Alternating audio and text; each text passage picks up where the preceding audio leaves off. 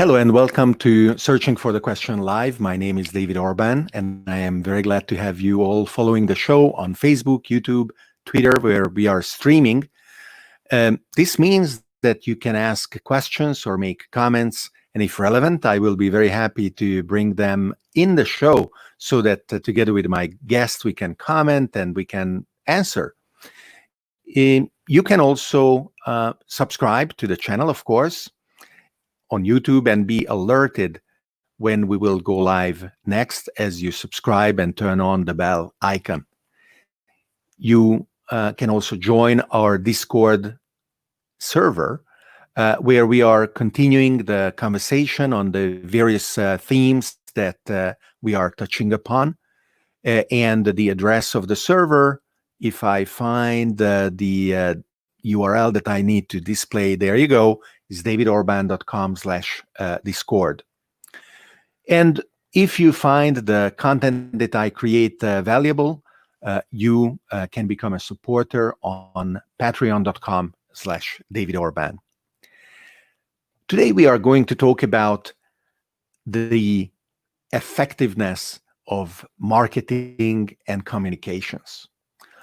Many people recognize how powerful our messaging is, but those who are not professionals in the field have a hard time distinguishing techniques and reasons why this can be deeply true from superficial lessons that you pick up in a 5-minute or even 5-hour online course.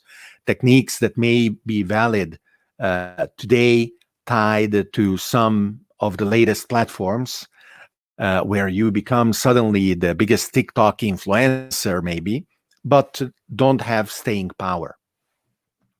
Instead, as we discuss and converse with our guest today, there are many more substantial reasons why the profession and the services of marketing and communications really matter and can make a big difference in the success of a product. Well, which product? Every product, but why not the iconic Macintosh?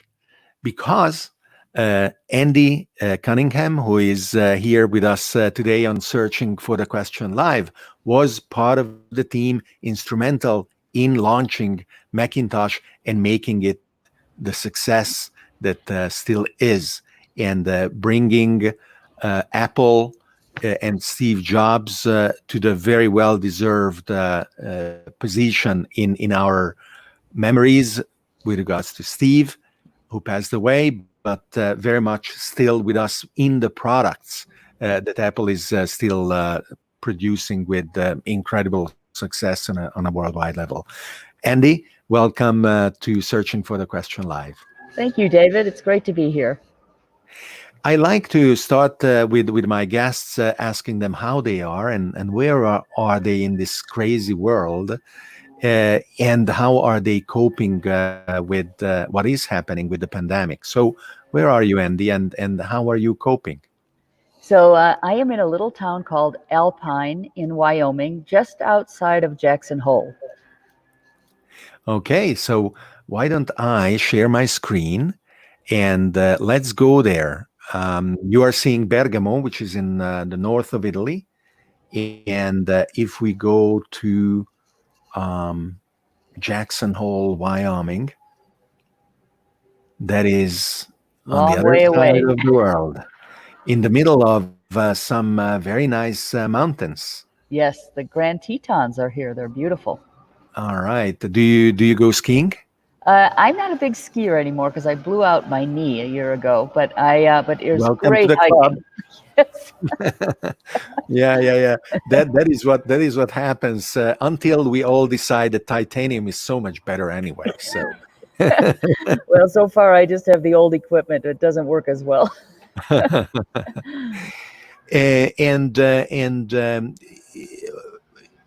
Is this a place where you regularly go, or this is your residence rather than the Bay Area as maybe in the past? Yeah, no, I live in Sausalito, California, just on the other side of the Golden Gate Bridge from San Francisco. This is a second home for us, which we are about to build. So I'm sitting here in a hangar.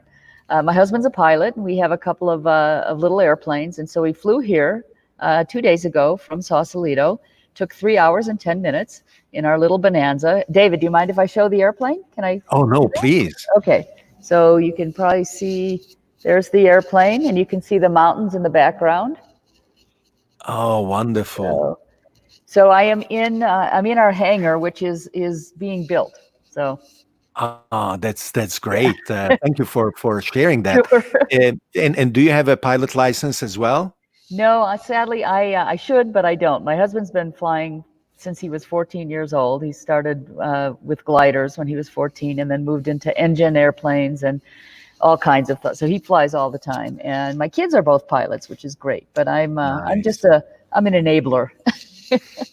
Well, and I don't have a license, but I love flying, and it is really beautiful to be able to hop over like Oh, you did so from nice. one place to another. It is really a beautiful degree of freedom that we all gain through those wonderful machines. Yeah, they are pretty cool. And how is life where you are? Are people sheltering or not very much? Are masks being used or not? How is it?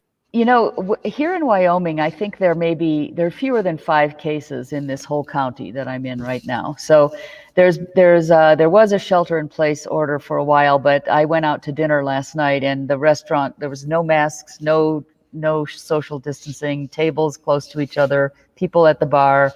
It was crazy.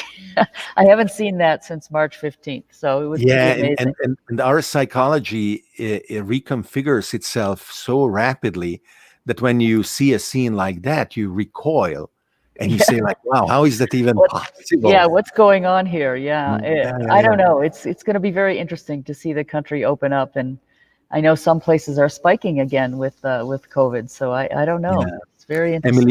Emiliano from Twitter uh, chimes in saying that's the craziest streaming setup I've ever seen, and he adds a nice airplane emoji.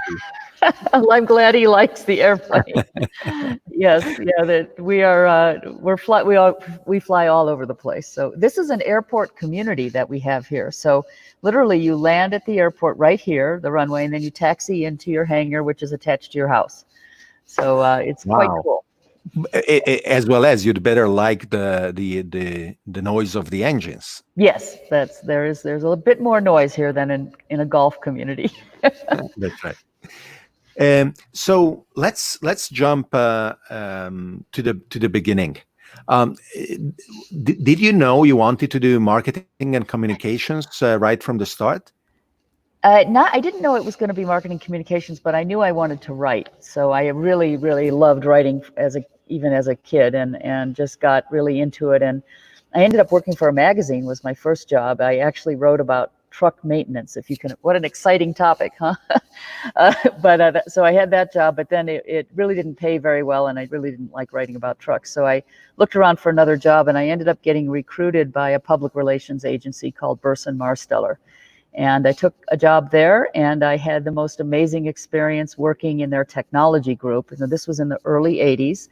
And I got to launch the Asteroids video game from Atari, believe it or not, which was really fun. Wow. And that just got me hooked. And then I did other Do things you, as do you well. mean the cartridge version with the Atari The cartridge control? version, right. So Yes. you don't mean the coin op? Not the coin up, the cartridge version that people put, in their living rooms, and very, very early stuff. Black screen, white Oh asteroid. yeah, Everybody got I asteroid's remember. thumb, we called it.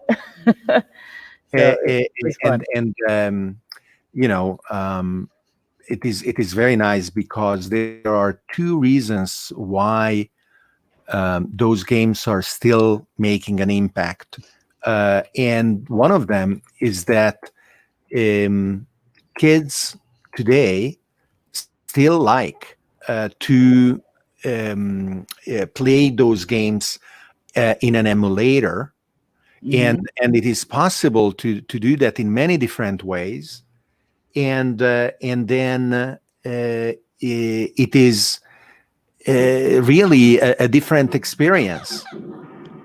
This is the That's game. it. That's the one. I haven't seen that game in years. That's so cool.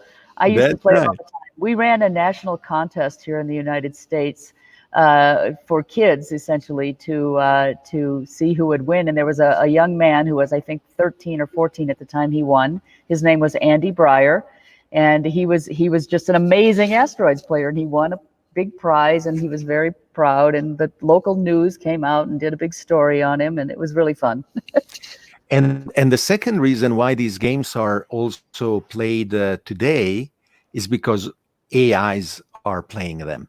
Right. Artificial intelligence training grounds are these games, including Ah, Breakout, which is yes. another iconic Atari game. And you know, the physical world is very messy, and we don't have robots that are Right. still smart and flexible enough to navigate the physical world, but the digital worlds can be completely controlled. And for the AI engines, make no difference. You know, they don't care. Right. And they get to Physical, learn. digital, same thing. They just want to have fun. Yep. So That's that's how their everybody learns how to play it on a computer with a video game. I mean, it's how it all starts, including AI. well. So I don't know whether my grandchildren will learn to walk through a computer game, or they will resort to learning to walk in the physical world. But it is going to be certainly interesting. So after Burson Marsteller, where did you go? That's when I ended up in Silicon Valley. So what happened was, just briefly, a fellow that worked at Burson Marsteller and he was a writer there, and he and I became friends. He ended up deciding to take a job at Burson Marsteller in Silicon Valley. So Silicon Valley opened up an office in Santa Clara back in it was probably 1982 that happened, and he kept begging me to please come out to Silicon Valley and take a job there. And so I flew out and met with the team there, and I decided to take the opportunity to meet with other agencies while I was in California. So I went and I met with an agency called Regis McKenna, and that actually is a person's name, Regis McKenna, and he is a legend in Silicon Valley. And believe it or not, on the spot, he offered me the job to run the Apple account to launch the Macintosh. So I Oh, did. come on. I kid you not. I don't know why You, he did that. I think he you, thought you, I you would are get along. charming. You are charming, but that was still a leap of faith, wasn't it? It was a leap of faith, and I was quite young. I was 26 years old, so I was a kid, and I had done a couple of years of PR and a couple of years of writing, but But needless to say, I you had not realized how done big that. a deal it was? Yes, that's why I told Burson Marsteller, I'm sorry, but I'm going to take this job at Regis McKenna because because I get to launch the Macintosh, which is amazing. So that's Regis. He was my mentor. He's a wonderful man. He's still alive. I just saw him recently. I also do a podcast. It's called Marketing Over Ice, and I haven't aired his episode yet, but he is just a wonderfully intuitive guy. And there he is with with Steve Jobs. He was a lot. He kind of played a father figure to Steve. So Huh. I think, knew Steve really well and thought that I would get along well with Steve, which turned out to be the case. I did get along very well with Steve. So, You, you, so I you ended up, did too? yeah. So I mean, as good as anybody can get along with Steve Jobs. That's But right. That's yeah, right. Because the next question was, what did you do doing the outbursts? You just nothing. You did nothing. That was the trick, I would guess. Just let it happen. yes, you just have to have a very thick skin. But here's the thing with Steve: if you could add value to him in any way, he kept you on the team. So you're Mhm. constantly adding value. And I came to think of a little mantra that I still use with my company today. I call a miracle a week is all we ask. And that and that is kind of how Steve ran things. It was like if you weren't performing a miracle just about every 5 days or so, you were not valuable to the team. So you had to learn how to speak your voice. And this was really interesting as a young woman in Silicon Valley, which, by the way, back in those early days was not the bro culture that it turned into later on. It was not that way early on. So Um, the trajectory went from decent to yes, impossible, and now hopefully it's gonna get hopefully decent it's again. getting. going back, yeah. But I will say that the culture was, especially at Apple, was extremely open to people of all kinds. You could be any age, any gender, any sexual preference, any color. None of that mattered to Steve. The only thing that mattered to Steve is, could you make him better? Could you make what he was trying to do better? And if you could, it didn't matter. You could have been a Martian. It wouldn't have mattered.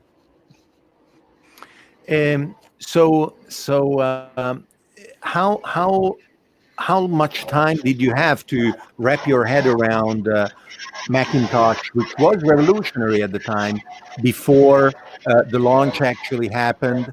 And what did you do in order to be up there, meeting the expectations of founder Steve Jobs? And what was the secret sauce that you added to it? Well, so I ran the public relations part of it, which was the messaging. We did the messaging. We did all the writing.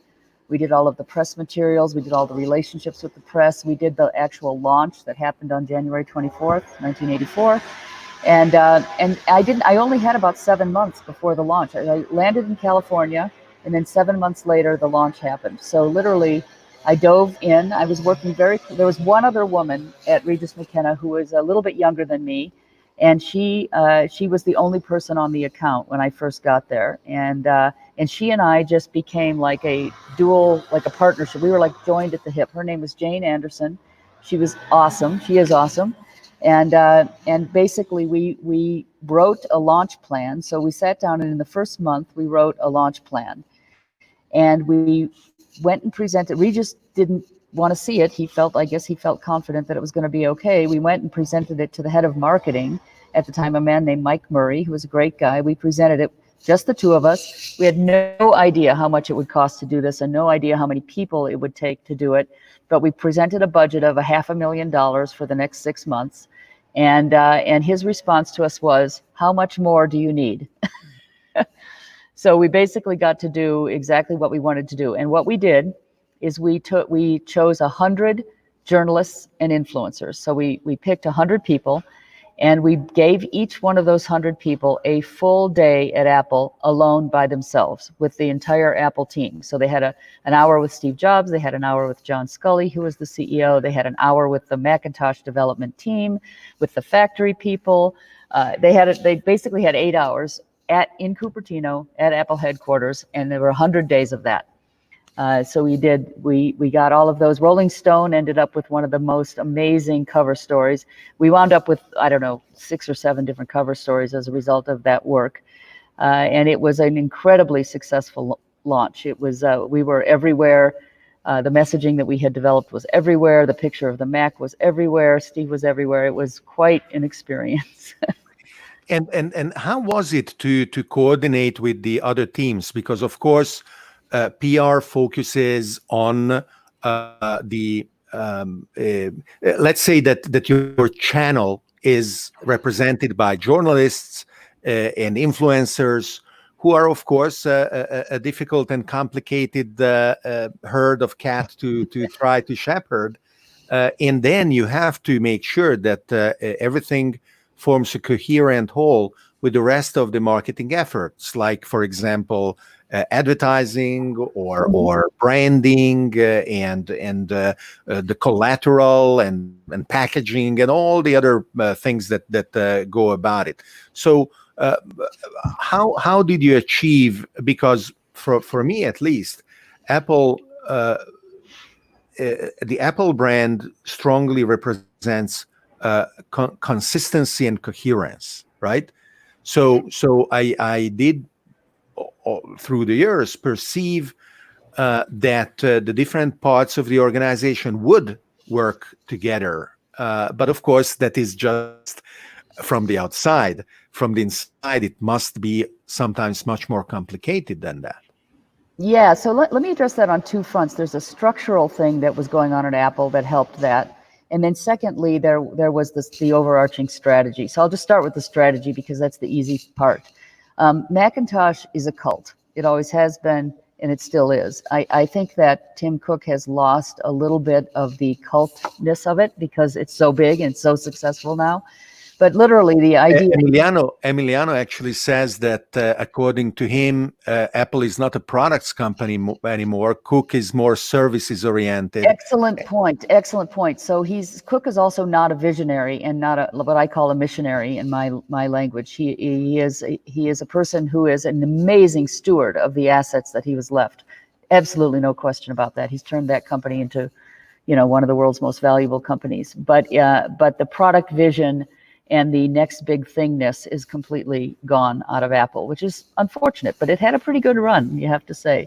So the strategy was, from Steve on down, was to build a computer that was so easy to use that it would be what he called the computer for the rest of us. All of this business with doing Microsoft, Control, Alt, Delete, and all that, he hated that. So he was trying to build a computer that a regular person would use. And that's what that ad is about. That ad is about that 1984 ad you threw up before, which, by the way, I think is still known as one of the very best ads ever, ever, ever. And we only paid to air that thing one time at the Super Bowl in January of 1984. It was aired hundreds and hundreds of times on the media, which is what my team did. So really the value that Apple got out of that multi-million-dollar ad directed by Ridley Scott was pretty phenomenal. But all those people you see marching down those halls, those are IBM drones. They're meant to be IBM drones, people who work at IBM or use IBM products. He wanted to position them as drones. And this woman, and by the way, another amazing thing that she's a woman wielding the sledgehammer, is going to burst through all of those drones and show them a new way, a better way of doing computing. And that is legendary. This ad is legendary. Oh, it definitely is. So was there any point where you were afraid that during this 100-day process, the embargo would be broken and there would be a leak, and that would, in turn influence others that felt slighted by the fact that you couldn't control the message? It must have been an especially long period to keep the tension. I have to say that first of all, there was no internet back then, so it was a lot easier to keep control over information. And we signed non-disclosures with every one of those 100 people. It didn't bother us at all, though, if one of them or two of them kind of came out and said, "Oh my gosh, this thing coming from Apple is just amazing." That was okay. That was a good thing. But they couldn't release the details and the pictures and that sort of thing. In fact, I had one on my desk at Regis McKenna, and we had to keep it covered in a black tarp because Steve didn't want anybody else to see it other than the people who were working on the team. So keeping control of the information back then was a little easier. We had amazing relationships with those press people, and it was not that hard to do. And at the time, Apple was absolutely the underdog, and after that, very hard times came. Microsoft actually saved Apple with $20 million because it was running the risk of going bankrupt, and then all the shares a few years later agreed to port its products to Macintosh. Steve left or was kicked out of the company by the board.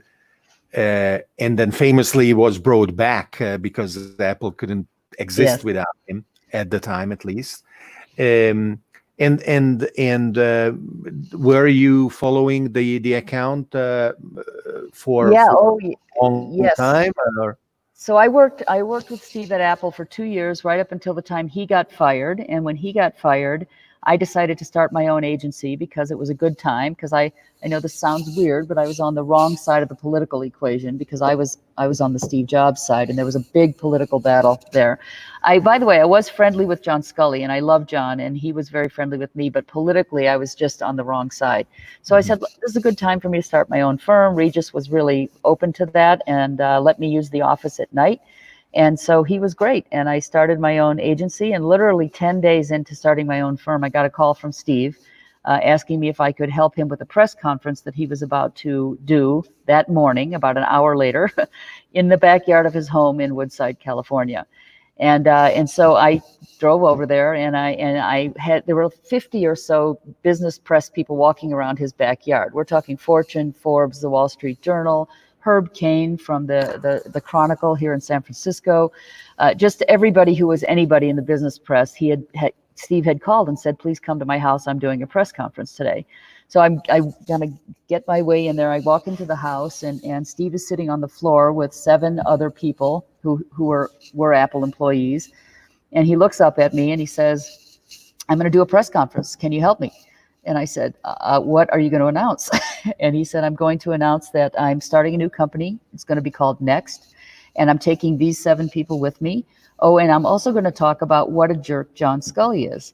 And I just looked at him with my eyes like, and his lawyer was sitting there next to him on the floor, as well as these 7 people from Apple. And the lawyer said nothing to him. And I thought, what do I have to lose? He's not my client right now. I'm doing this as a friend. I might as well just tell him what I think. So I said, Steve, this is a really bad time to do a press conference. You really don't have anything to announce. You cannot possibly say those kinds of things about Apple and John Scully. That would be career ruining. You're not even totally exited from Apple yet. You're stealing 7 people who aren't exited yet. It's like, why don't you just wait on this press conference till you actually have something to announce?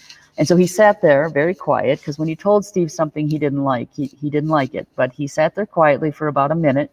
Then he looked up at me and he said, okay, I won't do it, but you have to go out there and get rid of everybody. So, without offending them or without pissing them off too much. So of course I knew them all. So I went out there and I said, hey guys, this is what happened. I just was incredibly honest. I said, look, this is what happened. Steve, as you all know, Steve was kind of kicked out of Apple. He wants to start a new thing. He's super excited about it. He's also a little bit defensive and a little bit emotional, and he's got nothing to announce right now. So we'll keep in touch with you, and as soon as he does, we will do something. So they groaned and moaned. Well, but anyway, they left, and then we did announce the company later. So I worked with Steve for about another 3 years after that. So you got the Next account with your new company, right? Yes, that's right. I did. Yep. But I will say that Steve, Steve is a very emotional guy, and he fired me about 5 times over the course of the next 3 years that I was working with him with Next. So he'd get up mad at something, he'd fire me, then a couple of weeks would go by and he'd hire me back again. So that's how that went until you had thick enough skin to say, all right, this is just part of the privilege of working with him, and you took it. Yep. Yes, I mean, I'll tell you another little Steve story about that. So when he fired me the first time, I did not think he would ever hire me again, right? And he owed me about $40,000. And by the way, back then, $40,000 with my little company, which was just a startup, that was a big deal. It would have meant that I'd have to lay everybody off because I couldn't make payroll. So I got home and I called up my old mentor, Regis, and I said, Regis, this is what happened. Steve fired me. And he won't pay me the $40,000. He tells me that everything I did was, bad, and he's not going to pay me. And Regis said, if you're going to work with Steve Jobs like that, you have to have something over him. Otherwise, you'll never prevail. And I said, well, what in the world do I have over Steve Jobs? Even though I had already worked with him for over 3 years at that point. He said, you have one thing, and that is your relationships with the business press. And I went, oh my God, I get it. So what I did is I got the CFO at Next to set up a meeting for me with Steve to talk about the $40,000, which he agreed to take that meeting. I went over there, and she was sitting next to him, the CFO, and he was there, and I was there, and I said, Steve, you owe me $40,000, and I understand you weren't happy with the work, but it was exactly what you asked me to do, and I feel it was good work, and I really need that money because I'm a startup company, and I need that $40,000. And he basically said, I'm not going to pay you. He said, I'm not going to pay you. And I said, Steve, you know what? Right now, since you've been gone from Apple, I get about 30, maybe 40 calls from business press people every single week. And do you know what I currently tell them? Very nice things. And then he got up, went to the back room, picked up a check, came out and wrote it to me, and rehired me again. Wow. So yeah. So in other words, if I had, I had the power of the press over him, which is a very powerful thing. Huh.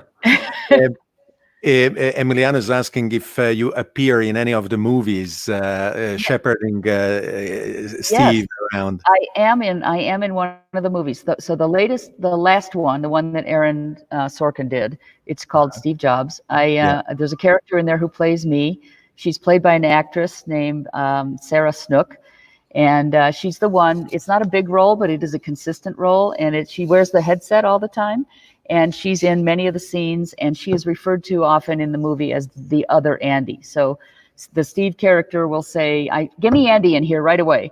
And everybody would say, "Which Andy?" So there's Andy, the communications person, that was me. And there's Andy, the software person, and that was Andy Hertzfeld. And so there was always this thing about which Andy do you want to talk to in the movie? I have a clip. I don't know if I got it right so quickly, but we may find. You might, yeah.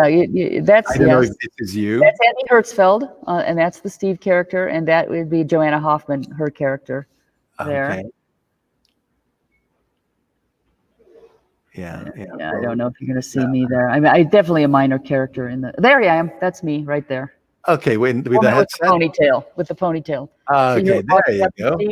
This is the famous moment when Steve says to me, "I want all the exit lights turned off in this theater when we do this launch." Which is illegal, right? Yeah, and she says, like, "We can't. That's illegal. We can't turn off all the lights." But I think we made it happen. I actually don't even remember. I made so many miracles happen for him. It was unbelievable. So anyway, yeah, that was me. Okay, there you go. Thank you, Emiliano. He is asking great questions. Yeah, that's a great question.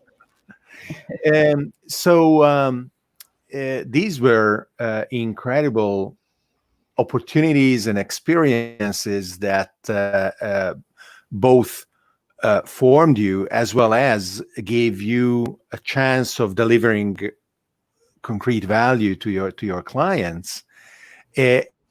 So as you learned more and more and developed more and more experience, what are your takeaways in terms of why marketing is powerful and what type of communications and PR really works?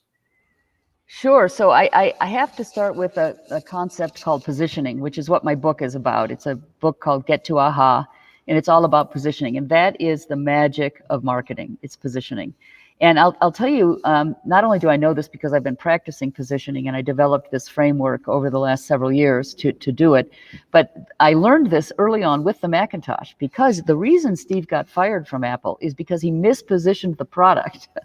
He positioned that product as a computer for business. That's why he was trying to fight the IBM battle. Like, I want to be on the desktop. I want IBM and Microsoft computers off the desktop. And it was not a business computer. It should have been more of back in those days when we would call a personal computer or a home computer. But he was trying to position it as business computer, and it didn't have any of the functionality that a business computer needed. Couldn't print, couldn't network, didn't even have cursor keys when we first launched it. So it was not a business computer, and that is the reason he got fired from Apple, because sales tanked. Even though the launch was amazing and people still remember it to this day, the sales were terrible. And he couldn't get the sales up. In fact, this is in that movie. And that is why he got fired, because Macintosh was a failure. It wasn't until Steve realized the magic of the cult when he came back, and then he tapped into that cult idea and was able to reignite the entire Macintosh. So positioning is the key where you must start in order to build everything else around it. And if you get positioning wrong, that will make everything else a struggle. Exactly. Positioning is knowing your spot on the map, if you will. Like you showed that Google Earth thing, that was a location, but things and companies and products also have a spot on the map. And they have to have their own spot on the map. You can't go onto a spot where there are 4 or 5 other things. You have to find a differentiated position and be able to answer 2 very simple questions about your company or your product. Who are you and why do you matter? And if you can answer those 2 things, you will have figured out what your position is. So the book is about a framework, a series of steps to go through to figure out how to answer those questions. Who are you and why do you matter? And that is wonderful because a lot of people struggle with those questions both personally as well as professionally. Yes. So to have something like what you wrote, people first realize that it can be an issue and an important thing to concentrate on, and then to guide them to focus and maybe to articulate something that they weren't able to do on by themselves. That is just very, very valuable, and you can get it just for You 17.59. can get it for 17.59. It's probably even cheaper on Amazon. Oh, that is Amazon. That's Okay, that's so yes, Amazon, but yes, the it's hard 15.12 on Kindle. there you go. And the audio version has me reading it, Oh, so you are reading it. I Wonderful. think is I am even less. I'm actually planning to read my book. I wrote a book on AI a few years Ah, ago, and it is available in a few languages, and I'm planning to read it in all languages. oh, that's you should definitely do that. Is first of all, it's a really fun experience, and you already get the whole broadcasting thing. But secondly, when people listen to it, they're getting to hear the inflections as you meant them to be, and that's a really important thing. Yeah, yeah. I joke that I do speak several languages, and I have an accent in all of them. So Oh I'm my kind of gosh. a Martian, and that's fine. And Yep. it gives flavor to things. Sure. Yep. It's good. So obviously, there is also different ways for people to engage with you because the book is often and I don't know whether it is the case for you too. In reality, a tool Right. for being known. And so, what is your positioning? So I'm the positioning person. That is my positioning. Okay. There are very few companies that focus on positioning. Uh-huh. There are a couple of them, but my framework is the most rigorous and I think the most successful. That's why the book is called Get to Aha, because I've had so many clients say to me at the end of our second workshop, "Aha, that's who we are. That's how we need to talk about ourselves." It's like magic almost. So And so when corporations or startups engage you professionally, that is the service that you deliver to them to analyze and to understand what their positioning should be. exactly. And then the follow on to that, which is part of our engagement, is to develop what I call a message architecture. And you started this conversation, David, with a note about how important it is to get your messaging right. And that is exactly what we do. With once you know what your positioning statement is, then you build a message architecture around it. And that message architecture has a whole bunch of things in it. It's divided into two pieces. The first half is what I call the rational part. So that has things like your purpose statement, your value proposition, your mission statement, your positioning statement, of course, a number of key messages, your elevator story. Those are all the rational side of your positioning. And then we also take clients through a methodology that enables them to come up with the emotional side of their identity. And that's very important because people don't buy things, even in the even in the B2B world. They do not buy things unless there's some kind of an emotional attachment. So we spend a lot of time figuring out how to bring that emotional attachment to the surface, express it, and then make it be part of your identity. So that's that whole stuff. That is the message architecture deliverable and the positioning from the assignments we do. And then we're starting to do activations of that. And I mentioned to you that my second book is going to be called Activating Aha. And that is how you take this message architecture and actually make it come to life inside of your company. And that the second book is, I hope, going to be out in about a year.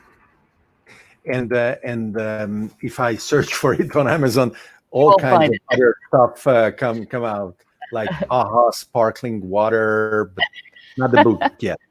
Not the book It's yet. No, not yet. You're not there sparkling yet. All water. I'll right. have to try that. I haven't seen that one. Uh-huh, uh-huh. But I did find your podcast, which our listeners can subscribe Yes. to, Yep. Marketing Over Ice, and so you have people in your field marketing leaders and practitioners having a conversation with you about your kind of stuff. Exactly. We But just talked. I see also recipes for drinks. I Oh like yeah, well, that. it's marketing over ice, so there's always a cocktail involved, and that cocktail is the one of the guests of my guests' choosing. So whatever their cocktail of choice is, we make it, and that's what we share a drink, and we have a very casual conversation about marketing. It's a lot of I'm fun. I'm a very um, guilt-ridden carnivore, Okay. and I realize that probably I'm not gonna grow out of it, even though I hope I will be able to start eating cultivated meat rather than slaughtered animals. But I'm sure glad that alcohol is not gonna be sentient No, anytime soon. So we will be able to keep drinking our martinis and our cocktails. And I'm lucky enough that I am not apparently a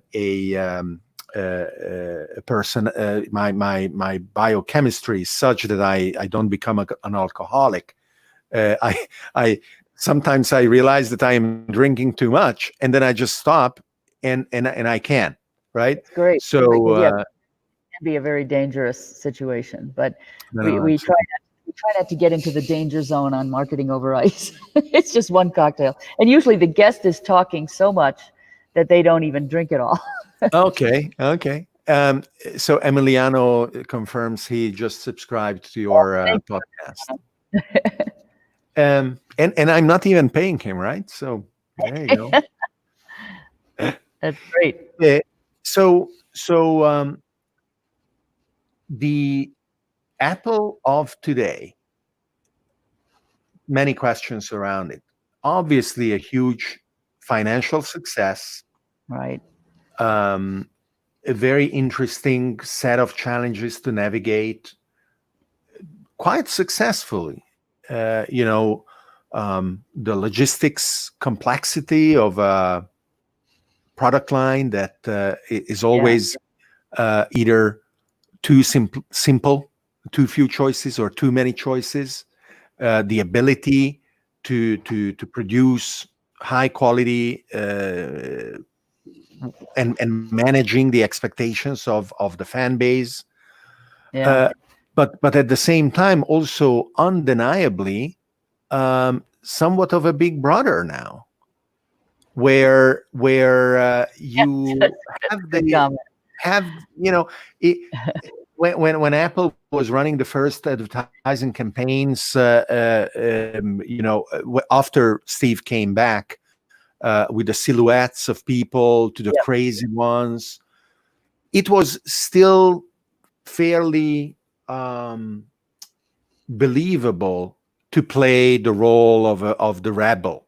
Yes, absolutely, it was. That was But the key to Apple its is success. still a little bit pretending to be the rebel at $1.5 trillion of market cap and hundreds of millions of users and hundreds of countries, relationships with all kinds of regulators and whatever else.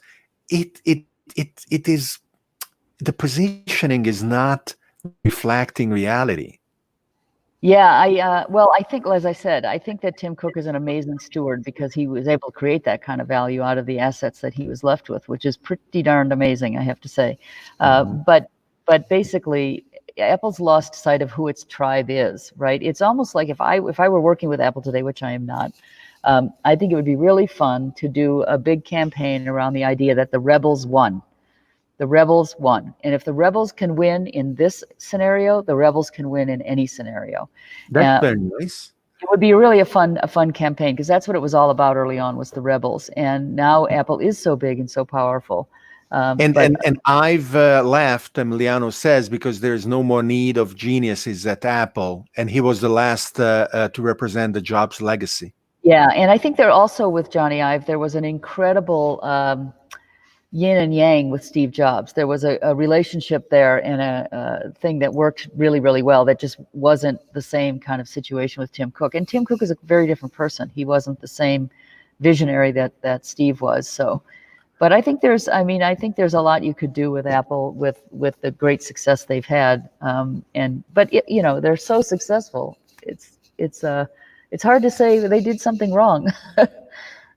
You know? Um, um, Emiliano is asking a very provocative question. Apple is pushing diversity to the extreme under the Cook era. Is this sustainable? Is there such a thing as too much inclusiveness, too much diversity? Certainly, I'm not a PC person, and I have little problem to say that the way it is played in America today, you cannot just laugh sometimes at the insistence and the fanaticism around this the movement of Right. recognizing every minority, including every diverse parameter that we can find, Hmm. and of course this is dangerous territory, Yeah. because even as I am saying the sentences, I am wondering if 10 years from now somebody will find something that is despicable about what I am saying today, and I will recognize it as such, and I will be censored because of what I am saying today in 2020. Now, 20, 30 years ago, it was possible to make mistakes. How can we afford to make mistakes and to learn from them if our insistence in perfection and our inclusiveness of every point of view makes mistakes unforgivable? Well, I think people always make mistakes, but I think if you look at Apple, the question was originally about Apple, and I feel like, as I said early on, Apple was a company that embraced diversity without it ever being a social trend. I mean, Mhm. Steve was the most accepting of diversity of anyone that I've ever worked with, and he's just, as I said, if you could do the job, that was the gate. Could you do the job? Right, and add value to him, not nothing about who you were in any way. So I think just going back to that as a Silicon Valley here would be a really great thing, because we have not done that. So, but people do make mistakes, but I having lived through the Vietnam War, because that is my age bracket. I saw people coming back from Vietnam, even my own relatives, cousins and such, just broken people because of the way they were treated when they came back. And there was an uprising about that. We all know about all the Vietnam War, stuff that went on. Well, one of the great outcomes of all of that was that now our service people are regarded with great honor. No matter where they are, they get to board airplanes first. We thank them for their service all the time. We made a very big social change with that, because of what happened, and because of the protests, and because people stood up and said something and did something. And I think we're at that inflection point with race. I think we are going to start to see some real positive changes going forward as a result of this. So I'm looking forward to that, and hope that it actually turns out that way. But America's a tough country, because we are a diverse people, and people like their tribes, unfortunately. And a wonderful book that tells the story of the personal computer intertwined with the 60s Yeah. counterculture is What the Dormouse Said. And it is really a revealing tale of the rebelliousness that gave birth to machines that were meant to represent individual freedom. Yes, exactly. That's right. And that is why, for those who are aware of these roots, the ironclad control that our machines now have over our ability to tell them what we want to do is at least a letdown, if not even a betrayal. And we must nurture the ability to disobey, the ability to break rules, the ability to do the unexpected. In today's environment, too many times the computers, the phones believe that they know all the time what is right and what is wrong. And as we are building more and more sophisticated machines and environments, as those machines and environments control more and more of the facets of our lives, that starting point and that belief is just unacceptable. So I don't know what the solution is going to be and where it is going to come from, but the starting point needs a new rebel, the way that Steve was, and what he achieved with wonderful people around him like you, and that is what I would drink to if I had a cocktail rather than my green tea here. Well, it would be, we do need a new rebel for sure. And I think that Mark Zuckerberg was it for a while, but I think that that ship has sailed, so to speak. Well, or Larry and Sergey, right? We all loved Google, and now we are looking at it warily, and we say, really? Are we sure? I don't know. It's and I'm a big believer in Bitcoin and blockchain, and the measure of what a large revolution it can represent is the fear that it provokes in the incumbents. And how regulators are trying to keep it at bay without succeeding, only potentially slowing down its implications. George Hotz, let me Google George Hotz. Emiliano says George Hotz. Oh, yeah. I don't know George Hotz. Yeah, I know him. He is a wonderful hacker that originally cracked maybe the PlayStation, maybe even the iPhone. Maybe he was the first to crack the iPhone to free it from the lock in of the Apple Store, the iPhone App Store. And now he's running an open source self-driving car company. Okay. Ex-iPhone hacker sued by Sony, comma.ai president. Okay. It's my one true dream to have 1 million followers. All right, let's have one more. He might get a few more from this podcast.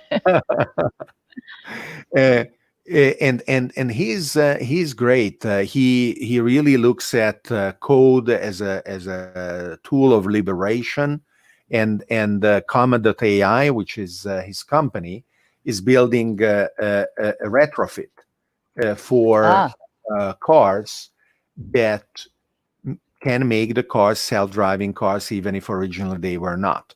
Now, not all the cars are able to do that because they need to be drive-by-wire. So you need to be able to interface them with the plugin that they are producing.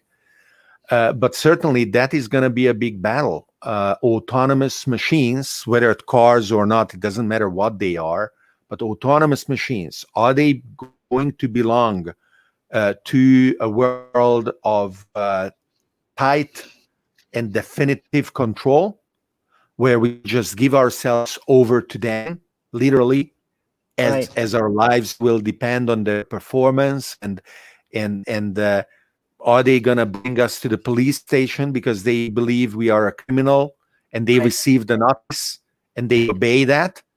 Or are we going to be able to say to the car, sorry, you are not the judge, you are not the executioner, just bring me where I told you to bring me? Who are they going to obey, right? So that is going to be a big battle, and rebelliousness in that is going to be, I think, fundamentally important. We do need some new rebels in that arena. But I'll tell you, I flew here with my husband in this little tiny airplane that I showed everybody. And we have an autopilot in that airplane, and we were on autopilot most of the way. And on part of the way, we got into an area where there was great lift, lots and lots of lift. Right. So it rose the airplane up like this, and the airplane corrected very abruptly and then went back way down, and then it corrected. And so my husband turns off the autopilot and takes control. So we're not like doing this business. So I think in the aviation world anyway, autopilots have been around for a long time, and humans still have control over taking action, but not in some of the airlines, not in some of the Airbuses in particular.